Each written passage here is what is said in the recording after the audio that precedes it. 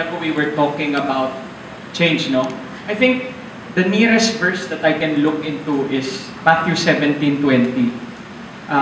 It is talking about if you have a faith as small as a mustard seed, you can say to the mountain, move here to there, and it will move. Nothing will be impossible to you. Well, for me, faith also comes with action. In fact, God always uses people so that He can move His work. No? So, I hope it doesn't mislead you rin. What we just saw a while ago sa video is more of a strategy so that we can tackle the change, so that we can become an effective servants of God. No? So, I'd like to run through yung analogy nga ng rider and elephant. So, again, most of us would push around the rider.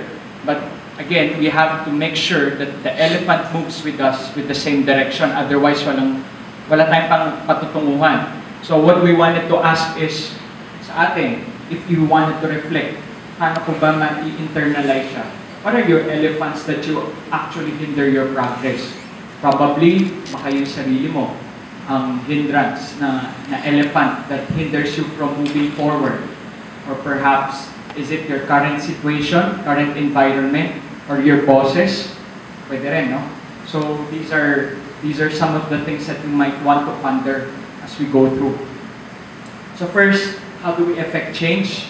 Sinimplify ko yung mga pinag-usapan kanina.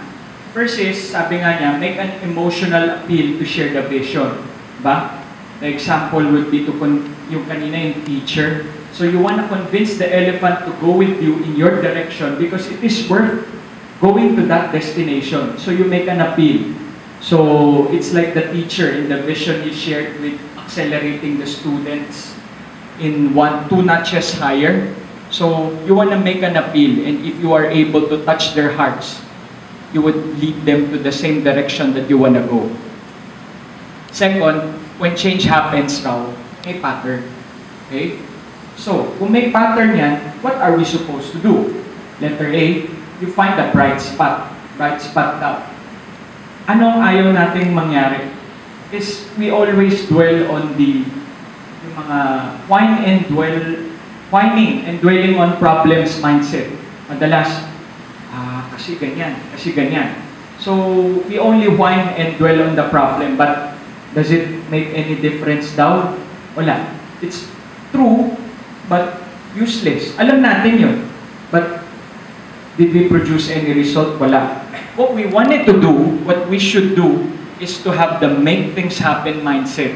And what is that? You want to focus on solutions instead of dwelling heavily on the problem. Hanapin mo yung solution.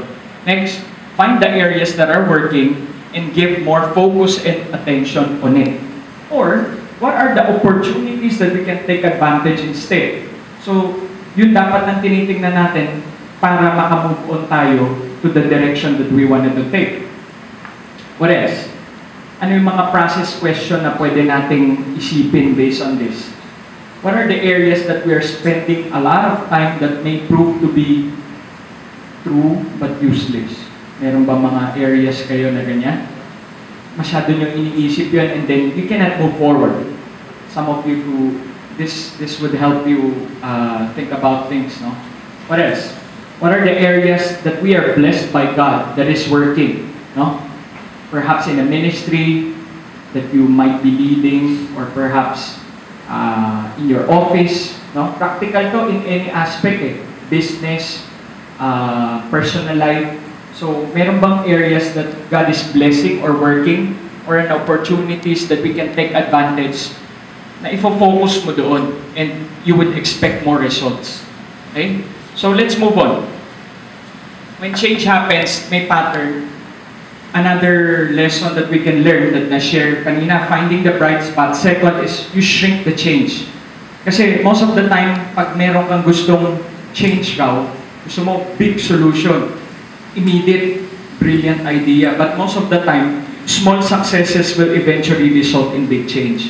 If you just take care of small successes, eventually through time magiging successful. Big problems are usually resolved with different small solutions. Okay? It's a culmination of small good ideas and small things that you do, that you make it right, that makes the change. And lastly, small victories that you want to use to move the elephant. So, nagbigay si the Heath brothers about the minor city, no? Napaka-simple lang ng pala ng solution para magtaas yung progress ng economy nila. Ano lang ang solution?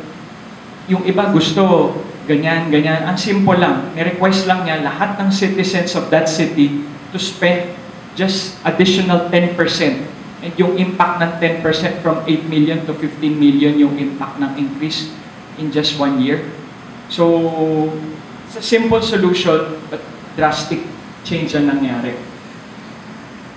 Ito yung sinabi niya kanina. Kinote ko, sinulat ko, no? Big problems are rarely solved with commensurately big solutions, but instead solved by a sequence of small solutions.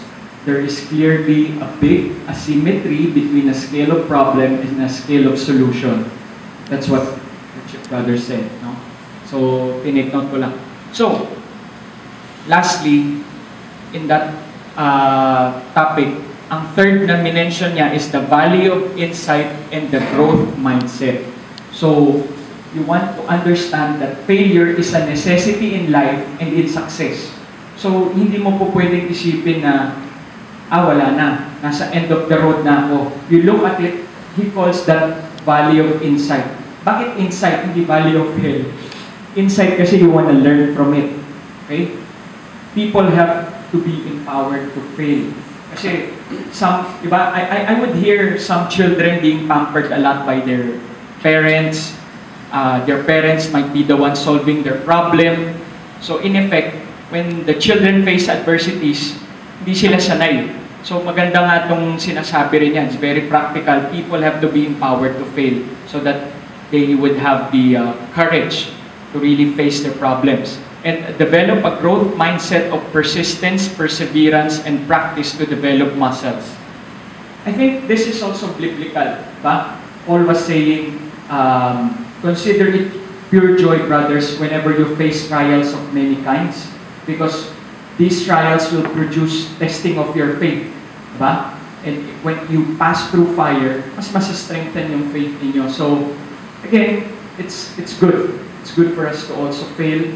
But we move on with that. I'm showing you, ito nga yung chart niya, just so we can recall. So, hope is, we started it right. The confidence is the end result that you would want to achieve, no? So, throughout those, merong value of insight normally. Okay. Anong pwede process questions natin dito sa aspect na to? What are the things or areas that you may need to continue persevering or developing despite hard in order to develop the muscles? Take for example, quiet time ba yan? Nakakatamad. You might always be missing your quiet time. What can you do to persevere so that you can continue on waking up early? Posible. Kasi posible, late ka na nagigising, that you may end up hurrying your time. If it is hard, okay lang. Continuously develop it. So these are the things that you might want to ask yourself. Is it bad habits that you want to persevere or temptations? These are the questions. Lastly, ang solution daw to shape the change is you shape the path. Shape the path is you don't look at the people and blame them. Sabihin, kasi si ganyan siguro hindi talaga magaling yan. Kaya, or perhaps we have some friends of us na talagang, kasi talagang ganun siya. But it's not about them. Sometimes, we just have to give them opportunities. So, but yung sinasabi dito is, focus and enhance the situation ahead.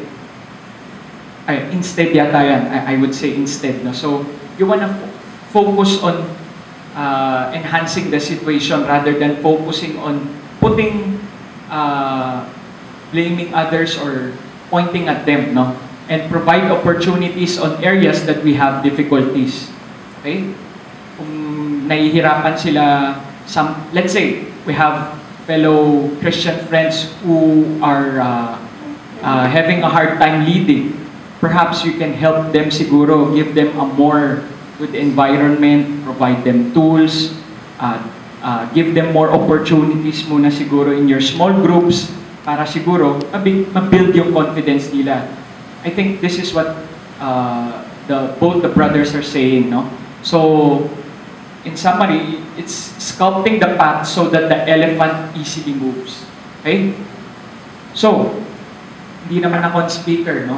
I'm just facilitator running through all the discussions. No? So, what I want you to do, again, we can continuously talk about what we've learned. You want to break out your group, again, for the ladies. Maybe since wala si Lori, we can have Jean and siguro tulong-tulong na lang. Maybe Angelique can also help in some of the ladies so that maging insightful yung discussion ninyo. And again, for the guys, sige, we can have Raymond and the